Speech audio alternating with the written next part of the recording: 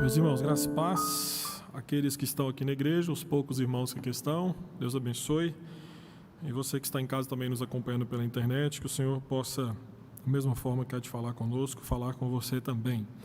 Quero convidar você a abrir sua Bíblia em Gênesis capítulo de número 2, dos versículos 14 a 17. Gênesis capítulo 2, dos versículos 14 a 17. Nós estamos dando sequência à série de sermões nesse mês de julho a respeito da família. O tema da série é Famílias em Perigo, e tanto no domingo passado quanto hoje pela manhã e também à noite as exposições estão sendo baseadas justamente nesse tema. Hoje pela manhã o reverendo Erickson pregou sobre o papel espiritual que o homem exerce dentro de casa. E agora à noite, então, eu vou falar justamente o contrário. O tema do sermão dessa noite é homens omissos. Então, nós vamos justamente para o contrário daquilo que foi explicado nesta manhã. E nada mais do que voltarmos para o princípio, como o próprio Cristo nos ensinou e como nós pregamos no domingo passado à noite a respeito da definição de família, contrapondo com a redefinição cultural de família. Então, Gênesis capítulo 2... dos versículos 4 a 17, assim está escrito: esta é a Gênese dos céus e da terra quando foram criados, quando o Senhor Deus os criou. Não havia ainda nenhuma planta do campo na terra, pois ainda nenhuma erva do campo havia brotado, porque o Senhor Deus não fizera chover sobre a terra, e também não havia homem para lavrar o solo. Mas a neblina subia da terra e regava toda a superfície do solo. Então formou o Senhor Deus ao homem do pó da terra, e lhe soprou nas narinas o fôlego de vida, e o homem passou a ser alma vivente. E plantou o Senhor Deus um jardim no Éden, na direção do Oriente, e pôs nele o homem que havia formado.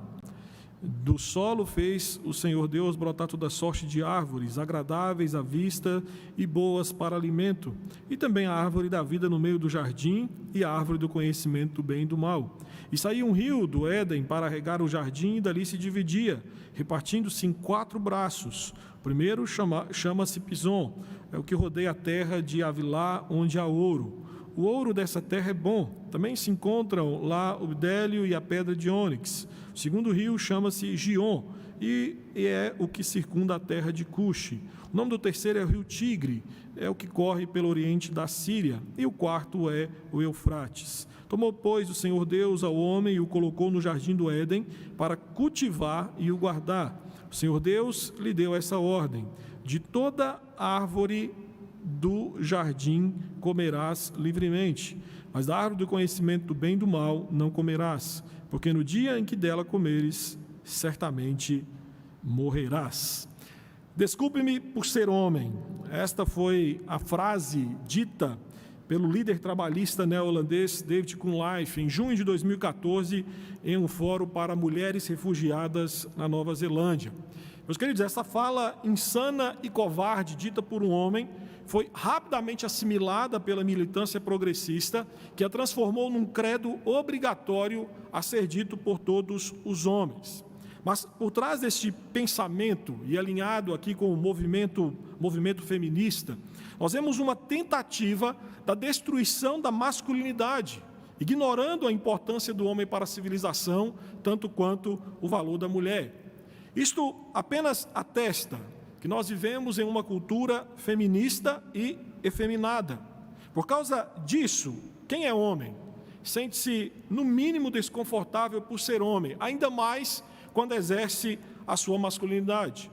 A mídia secular nos bombardeia todos os dias com imagens e modelos de feminilidade e masculinidade que são simplesmente falsos, que são deturpados.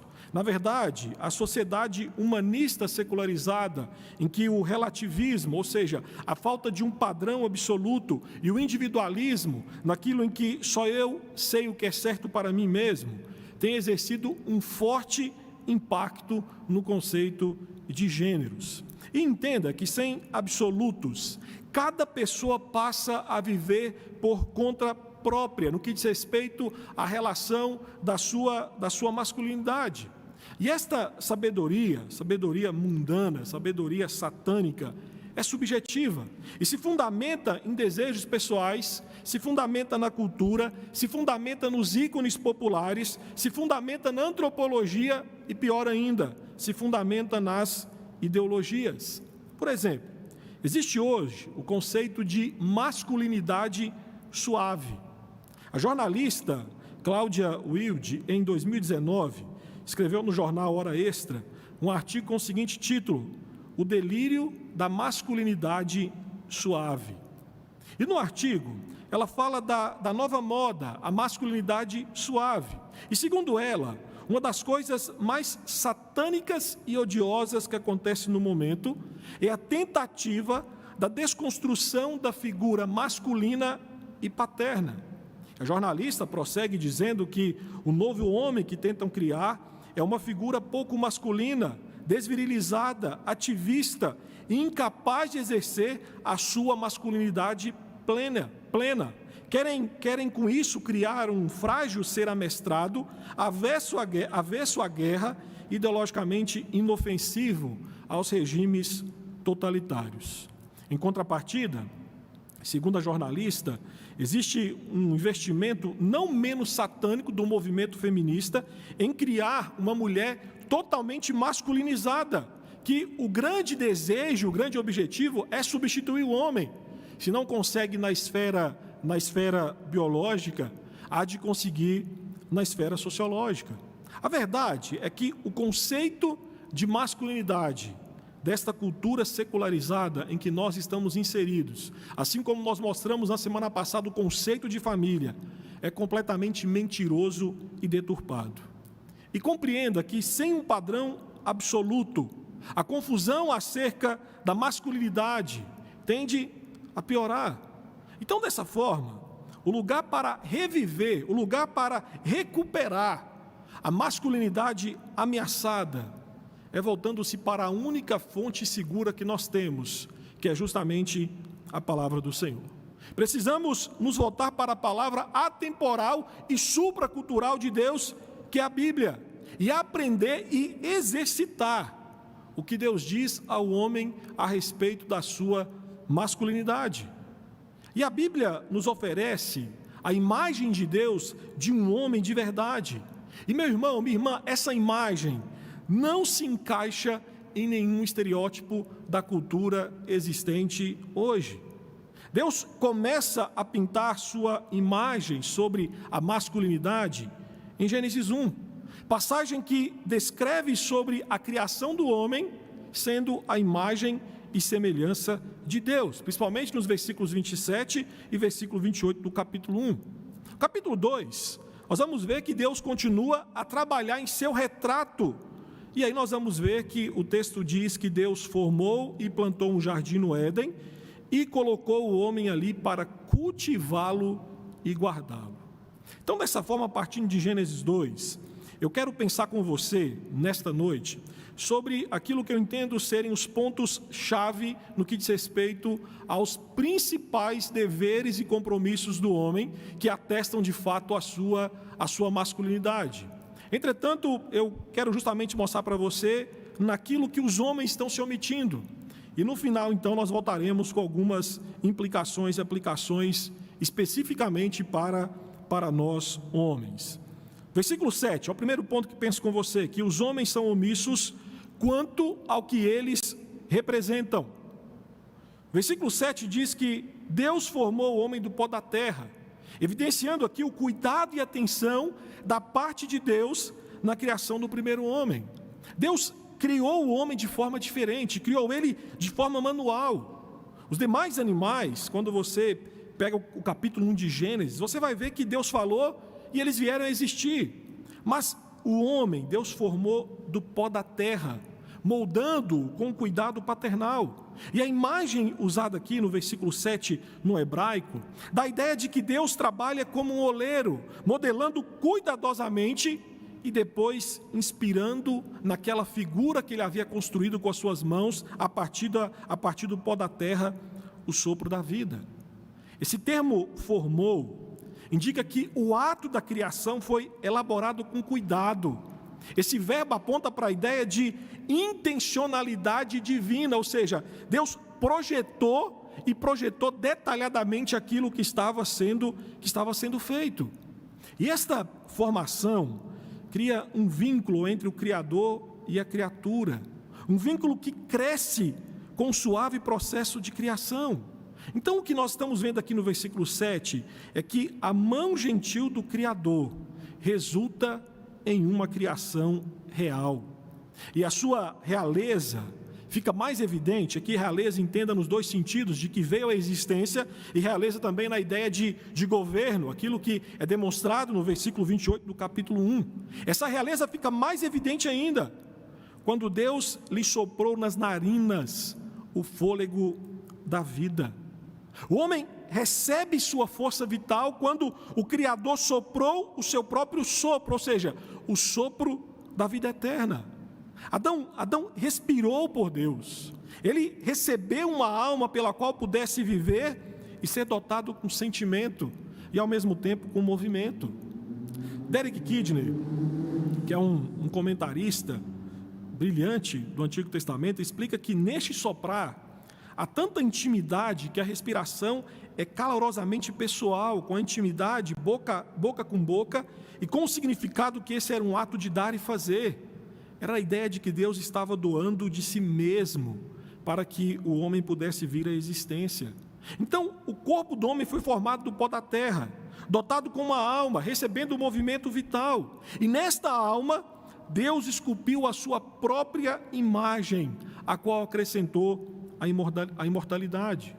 Então, Deus, respirando o sopro da vida no homem, fez do homem um ser espiritual, com capacidade de servir e ter comunhão com Ele.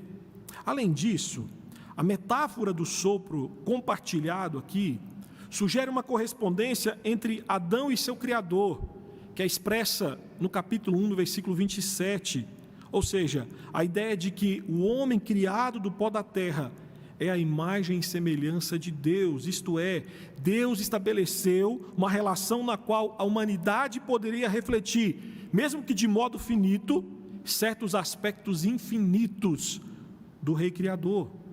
Então, assim, homens e mulheres foram criados iguais e são iguais como pessoa diante de Deus, porque foram criados à imagem e semelhança de Deus.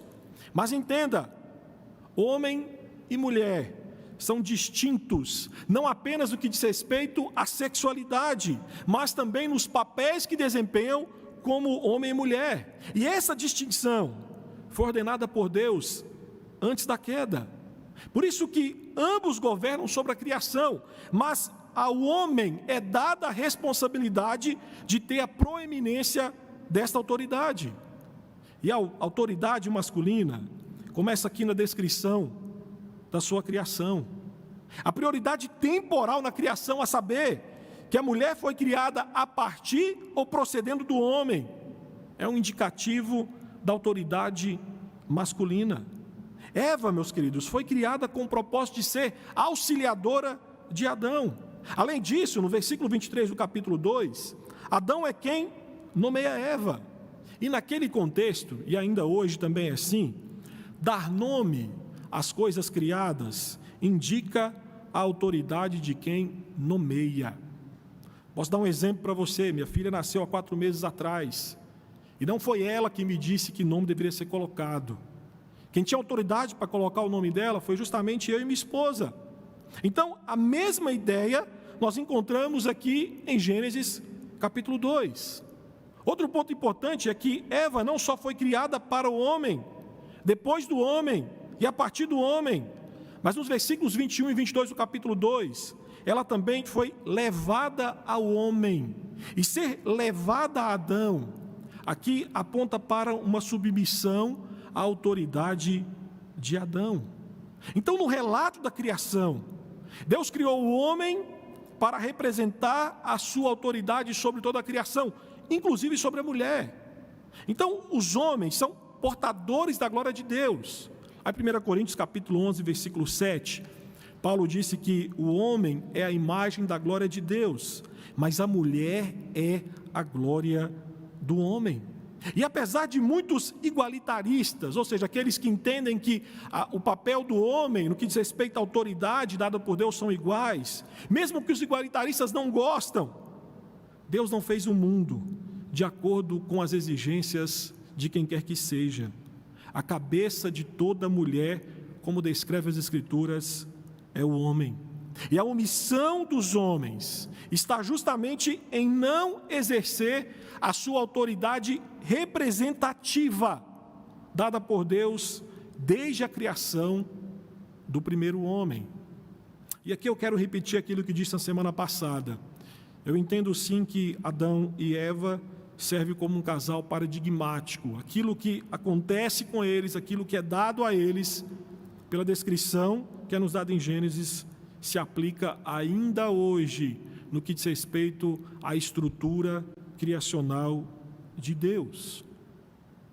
Além disso, nos versículos 8 e versículo 15, há um segundo ponto que penso com você do porquê que os homens são omissos. Os homens são omissos quanto ao que eles fazem.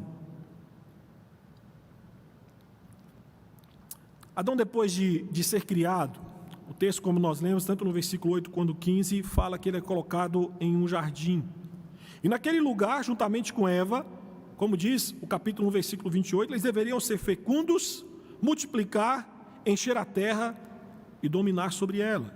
Então o versículo 8 diz que Deus plantou o homem no jardim.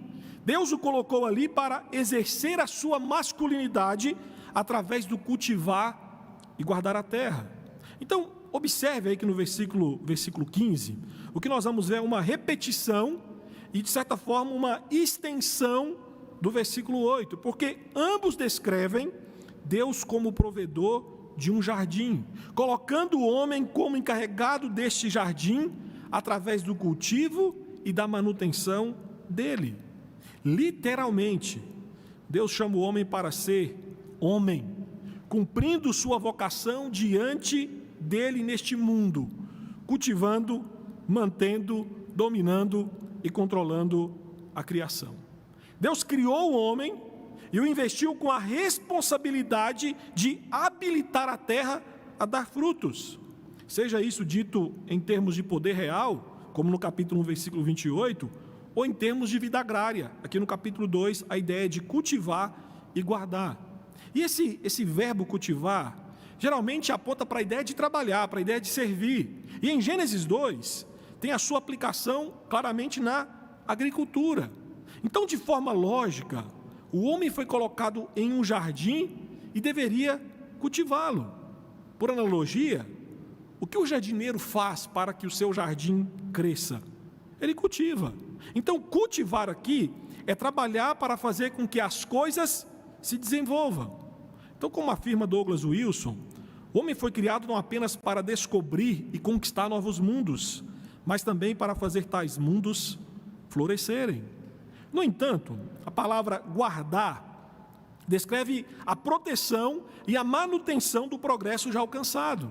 E essa palavra guardar na Bíblia geralmente refere-se aos pastores que vigiam o rebanho, os soldados que protegem o reino, os sacerdotes que protegem a santidade do povo de Deus. Então ao homem foi dada a responsabilidade de servir de guarda para que as pessoas e as coisas fiquem em segurança, para que o fruto do cultivo seja preservado. O chamado de Deus, a masculinidade, envolve cultivar, envolve vigiar, envolve guardar tudo o que o Senhor colocou debaixo da responsabilidade do homem. Então eu entendo que ao usar cultivar e guardar, Deus estava usando esses dois termos complementares para indicar o conjunto de atitudes e comportamentos que constituiriam a masculinidade como ele desejava que funcionasse. Logo, no jardim, Deus dá ao homem uma existência intencional, voltada para o trabalho, que aqui no caso também aponta para a ideia de supervisionar o seu ambiente. Literalmente, Deus colocou Adão no jardim e o pôs para trabalhar. Então, nessa perspectiva, o trabalho é algo honroso e significativo para a identidade masculina. O trabalho é uma tarefa dada por Deus e não uma condição amaldiçoada. Nós temos que entender que foi o pecado que estragou o relacionamento entre o homem e seu ambiente, tornando, como diz lá em Gênesis capítulo 3, versículos 19 em diante, o trabalho uma tarefa árdua, que hoje é visto simplesmente como uma simples forma de sobrevivência. Não é à toa que Bruce Waltke explica que o trabalho é um dom de Deus e não um castigo pelo pecado, porque mesmo antes da queda, o homem tinha tarefas dadas por Deus para cumprir. Depois da queda, é fato, o trabalho continuou sendo bom para o homem. Mas devido à maldição de Deus sobre a terra por causa do pecado humano, tornou-se para o homem necessário trabalhar, e esse trabalho se tornou duro. Mas o lado triste é porque o homem falha no capítulo 3 em cuidar, em guardar desse jardim. E o capítulo 3, versículo 24, nos mostra que por não ter guardado o jardim, por não ter cuidado do jardim, o homem é expulso desse jardim. E o versículo 24 diz que Deus colocou querubins guardando o acesso desse jardim. A designação do homem, como nos mostra o capítulo 3 de Gênesis, foi cumprida de maneira inesperada, não pelos homens, não pelo homem, mas pelos querubins, que ironicamente proibiu o próprio Adão de entrar novamente naquele jardim. Além disso, nos versículo 8 até o versículo 17, há um terceiro ponto que penso com você nessa noite. Os homens são omissos quanto ao que eles se comprometem. Versículo 8 a 15, descreve aqui, 8 a 17, descreve que Deus fornece aqui ao homem um ambiente maravilhoso para se viver. Éden significa um lugar de águas abundantes, um lugar de deleite, de vida exuberante. É importante destacar que lá em Gênesis 13, no versículo 10, lá em Isaías 51, lá em Ezequiel 28, o Éden é descrito como um jardim de Deus, indicando que o dono daquele local era justamente a pessoa de Deus. Todavia, nesse jardim de Deus, ou esse jardim de Deus, foi deixado sob a responsabilidade do homem, com a sua carga de trabalho na administração da criação divina. Então, ao criar o homem à sua imagem, Deus estabelece um relacionamento único entre eles, determinando assim com precisão qual seria o papel do homem na criação. E por meio desse relacionamento de criar e falar, Deus estabelece soberanamente um pacto de vida e morte. E esse pacto original entre Deus e o homem é comumente conhecido na teologia como pacto da criação. Então, de forma geral, esse pacto da criação diz respeito às responsabilidades do homem para com o seu Criador. E por conta disso, o Jardim do Éden é um santuário onde Deus convida o homem a gozar de comunhão e paz com Ele, se relacionando de forma pactual com Deus. É fato que Deus não habita no jardim, mas é o lugar, de acordo com a descrição do capítulo 2, e principalmente do capítulo 3, é o lugar onde Deus se encontra com o homem. Adão desfrutou da presença incomparável de Deus no jardim. Naquele jardim, Deus falava e andava com Adão como se pertencessem um ao outro. Por isso que esse jardim lá era um santuário da graça, porque Deus estava lá. Deus vivia numa íntima, intacta comunhão com o homem. Então, dessa forma, a narrativa coloca o homem no meio do jardim para realizar seu trabalho administrativo, bem como também em ter a oportunidade de expressar a sua obediência, a sua gratidão, o seu culto àquele Deus. Os versículos 15 e 17 nos mostram justamente isso. Aquele jardim luxuoso, o homem poderia desfrutar de tudo, exceto comer da árvore do conhecimento do bem e do mal. Como vice-gerente de Deus, nem tudo era do homem. Deus introduz uma única exceção, uma árvore no meio do jardim, lembraria o homem de que ele não era Deus. Esta exceção era para lembrá-lo de que não deveria jamais o homem confundir a sua abundante bem-aventurança com o estado do Criador, ou seja, ele era criatura e não um Criador. Em suma, o jardim é o lugar no qual Deus se relaciona de maneira pactual com o homem, e é onde Deus o leva a relacionamentos e obrigações. E nesse ambiente de deveres pactuais, o homem deveria exercer a sua masculinidade. E vale ressaltar que neste capítulo 2, temos os dois deveres pactuais mais importantes do homem.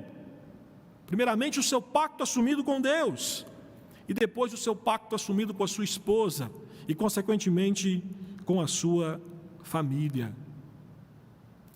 Meu querido irmão, minha querida irmã, você que me assiste em casa, ou aqueles que estão aqui na igreja, isso é aquilo que Gênesis nos mostra no capítulo 2 a respeito do que faz parte da essência do homem. E aqui homem no aspecto de masculinidade. E eu quero então pensar com você, e aí eu quero dirigir essas implicações, aplicações aos homens, especificamente aos homens da nossa igreja. Semana que vem nós iremos tratar a respeito da mulher, a insubmissão da mulher, e nós iremos então nos ater diretamente e voltado somente para as mulheres. Hoje então quero me ater apenas aos homens. E a primeira implicação que penso com você, a partindo de Gênesis capítulo 2, da exposição que fizemos, é que precisamos de homens que assumam as suas responsabilidades. O homem foi criado por Deus e colocado no jardim, como nós mostramos, local de relacionamento e deveres pactuais. E era nesse ambiente que ele deveria exercitar sua masculinidade. É verdade que para nós, homens, o nosso ambiente caído é diferente daquele experimentado por Adão. Todavia, entenda que o pecado afetou a nossa habilidade de cumprir a nossa responsabilidade da nossa masculinidade, mas o pecado não cancelou as nossas responsabilidades. Ainda somos responsáveis como homens de cumprir nossos deveres pactuais com a sociedade, com a família, com a igreja, com as mulheres. John Piper disse corretamente que a masculinidade é uma responsabilidade que Deus lhe confia para o bem de todas as suas criaturas. É um chamado, é um dever, é uma obrigação. Contudo, nós vivemos dias de homens desequilibrados e ao mesmo tempo expressando a sua masculinidade de forma errada. Várias mulheres cristãs lamentam com frequência o fato de os maridos ou serem tímidos demais, ou outro extremo, violentos. Outras reclamam pelo fato de muitos maridos não assumirem a liderança e responsabilidades que competem ao marido dentro de uma casa. Fato mais triste ainda é que muitos homens parecem experimentar hoje um tipo de depressão e abandonam suas responsabilidades sociais durante uma suposta crise de meia-idade. Meus queridos, na igreja, mais do que nunca vivemos numa época em que parece haver uma escassez crescente de liderança masculina exemplar. E aqui entenda que o movimento feminista surgiu em parte como uma resposta às reais injustiças praticadas pelo homem contra a mulher. Só que com o passar do tempo, esse movimento cresceu como um catalisador imoral, que trouxe sérias confusões, a ponto de redefinir a linha de gênero. Porque os homens vivenciaram uma masculinidade falsificada, ignorando suas responsabilidades. Hoje a masculinidade sofre por conta deste movimento. Todavia, quando Deus designa um lugar, um posto a alguém, é desobediência abandoná-lo. E entendam, homens, da mesma forma que Adão teve que prestar contas a Deus pela vida moral da sua família no jardim, todos nós, homens, prestaremos contas pela forma que nós utilizamos a nossa masculinidade. Por conta disso, homens, assumam suas responsabilidades de homens. Assumam e vivam o padrão bíblico de masculinidade de Gênesis 1 e 2, para que nossas mulheres não queiram viver Gênesis 3,16.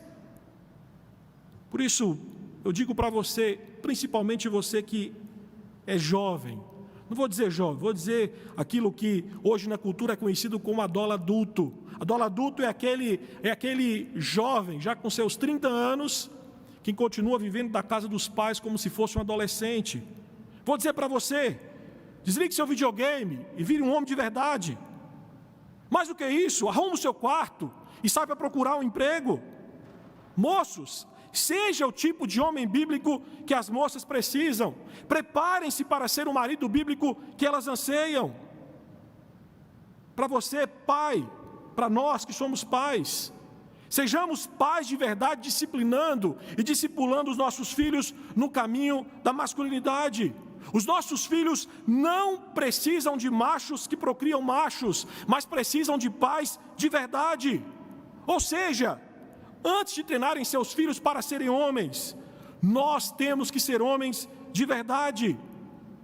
Maridos, assumam a responsabilidade de liderar o seu lar, suas esposas, seus filhos. Seja o servo líder que a sua família precisa.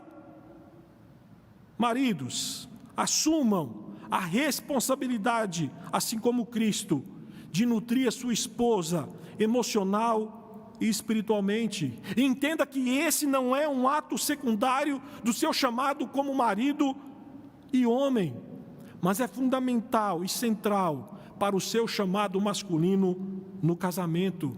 E ao mesmo tempo, como pai e homem, você é chamado a assumir a responsabilidade de lavar e nutrir o coração dos seus filhos através da palavra do Senhor. Além disso, há uma segunda implicação desse texto para nós, homens. Precisamos de homens que exerçam com coragem a sua masculinidade. A narrativa de Gênesis 2 mostra a singularidade da criação do homem, bem como que a sua posição incrível trouxe consigo uma responsabilidade singular. Sobre o homem, no exercício da sua masculinidade, recai o dever moral de não apenas trabalhar, sustentar, mas principalmente proteger os mais vulneráveis, ou seja, as mulheres e crianças. No exercício de sua masculinidade, é dever do homem se posicionar entre o perigo e as mulheres e crianças. É interessante que, quando acontece um naufrágio, as mulheres e crianças são colocadas em primeiro lugar no bote salva-vidas. E não é porque os homens nadam melhor do que as mulheres, mas é porque foram vocacionados para isso. Pertence à masculinidade aceitar o perigo e corajosamente proteger as mulheres e crianças. Então, ser homem é estar de pé e pronto para encarar o perigo ou o mal. Deus não deseja que os homens fiquem parados e deixem que os danos ocorram ou que a iniquidade avance.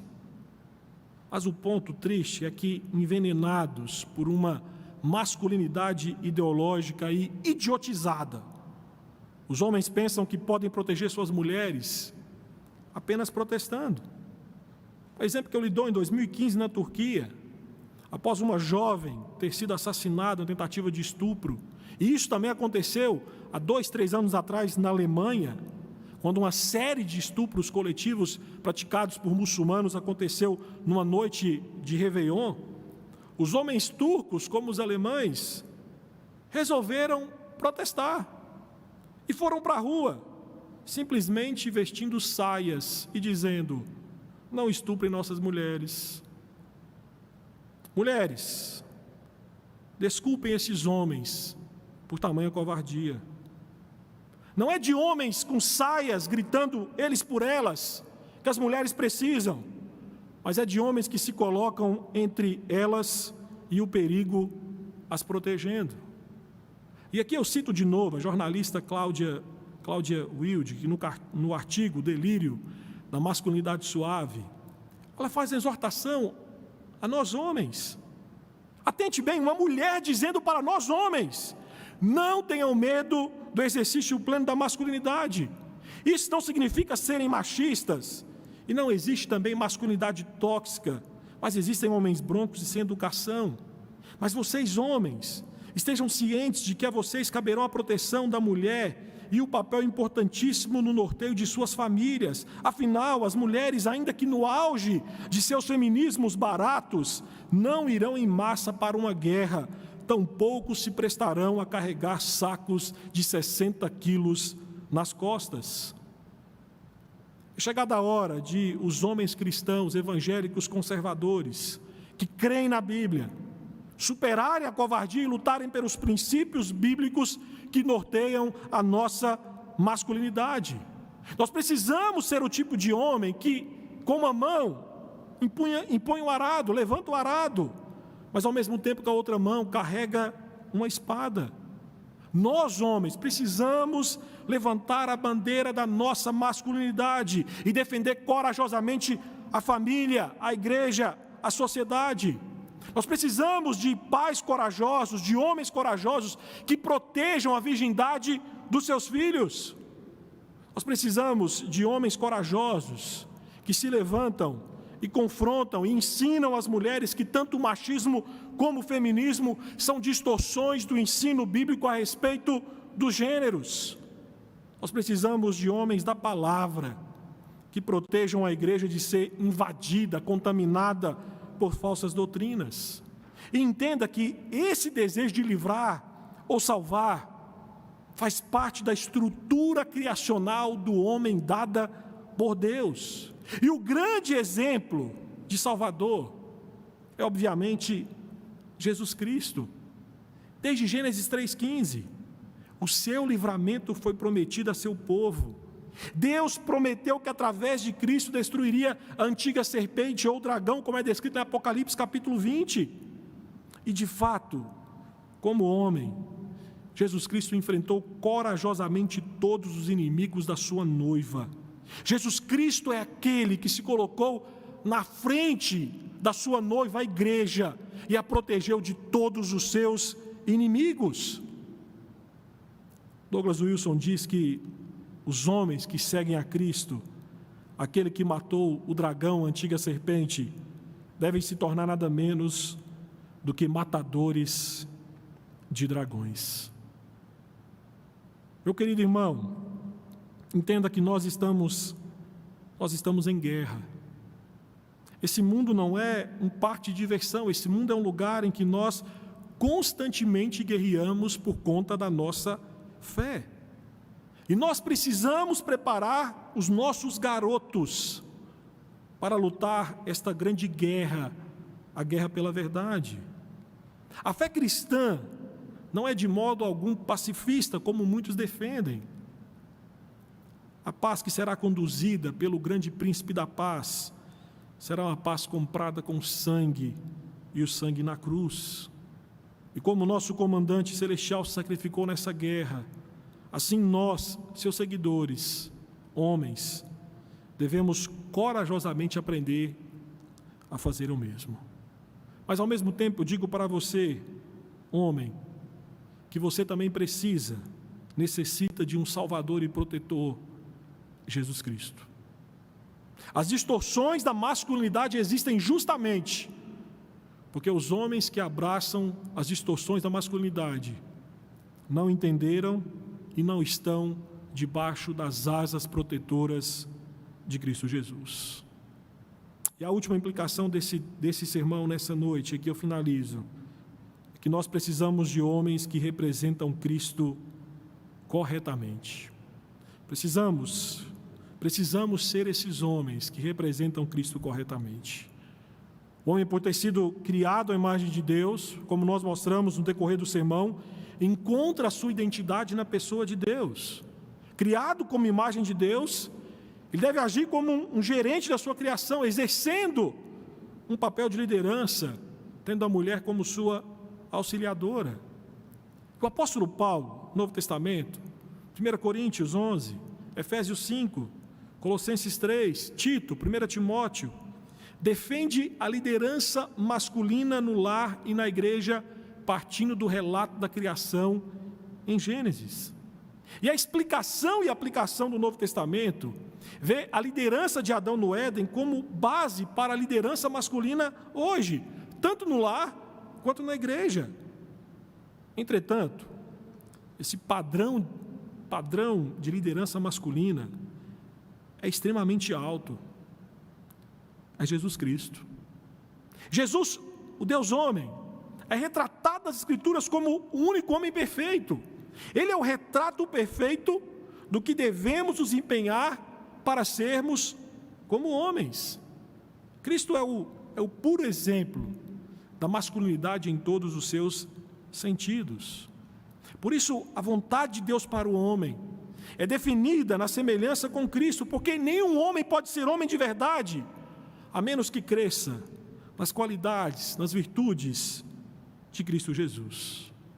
Jesus é o modelo supremo de masculinidade, e como tal, ele nos mostra como é para o homem passar a vida se preparando para liderar a sua noiva. Por isso, qualquer cristão, casado ou solteiro, homem, deve ter Cristo como exemplo. Contudo, por vivermos em uma sociedade efeminada, bem como uma igreja sofrendo forte influência dos movimentos feministas, infelizmente os homens estão abrindo mão desta liderança. Os homens estão se omitindo daquilo que é prerrogativa divina que define a masculinidade.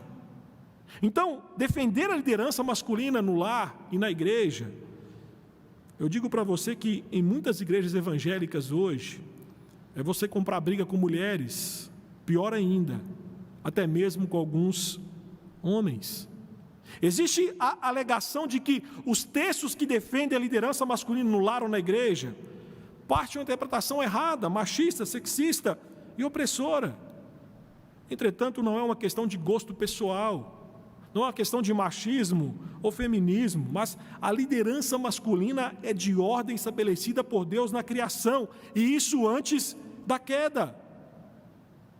É interessante que em Gênesis 3:16, esta guerra pela liderança no lar e na igreja é descrita como uma das maldições divinas por conta da queda do homem em pecado. Gênesis 3:16 mostra que o ressentimento da liderança masculina é um produto da queda. E a consequência é que o homem caído está sempre procurando uma desculpa para evitar a liderança masculina. E aqui fazemos bem em lembrar aquilo que Paulo disse em 1 Coríntios 11:3. Cristo é o cabeça de todo homem, e o homem o cabeça da mulher. Na proporção e na medida que Cristo lidera a sua noiva, os homens, a partir de Cristo e como Cristo, devem liderar seus lares e a igreja. Isto é, as Escrituras descrevem Jesus como o noivo que veio resgatar a sua noiva, e nós, os redimidos de Cristo, fazemos parte da sua noiva. E a forma que Jesus trata, que Jesus cuida, que Jesus se relaciona com a sua noiva, é um modelo a ser seguido por todos os homens e mulheres. Por isso eu digo para você nessa noite, que questionar a liderança, no que diz respeito às Escrituras, liderança do homem no casamento e igreja, é questionar a liderança de Cristo, pois a liderança do homem é uma expressão terrena de uma realidade celestial, da liderança de Cristo sobre a sua noiva. A mulher foi criada por Deus para ser conduzida por um homem forte, e o casamento ou a igreja torna-se um desastre quando o homem não é forte o suficiente ou a sua força não é biblicamente orientada. Então, de certa forma, a mulher quer dominar o homem, resultado da queda, como diz Gênesis 3, o versículo 16. Mas em contrapartida, por causa da ordem da criação, da estrutura da criação, ela tem um profundo desejo de ser protegida e guiada por um homem forte e bíblico o bastante. Dessa forma, homens, reflitamos Cristo em nossa maneira de desenvolvermos a nossa masculinidade, e as mulheres se sentirão seguras, protegidas e nutridas e bem lideradas, como a igreja se sente em relação ao seu noivo Jesus Cristo. Eu quero finalizar esse sermão, quero convidar você a curvar sua cabeça, e nós estaremos orando. Eu gostaria que você, homem, orasse por você, pela sua vida, pela sua masculinidade, que Deus lhe ajude a ser o homem bíblico que nossas famílias, que a igreja, que a nossa sociedade precisa. E vocês, mulheres, eu gostaria que vocês também orassem pelos homens, pedindo a Deus que ajude os homens a serem esse padrão bíblico que Deus exige e espera deles.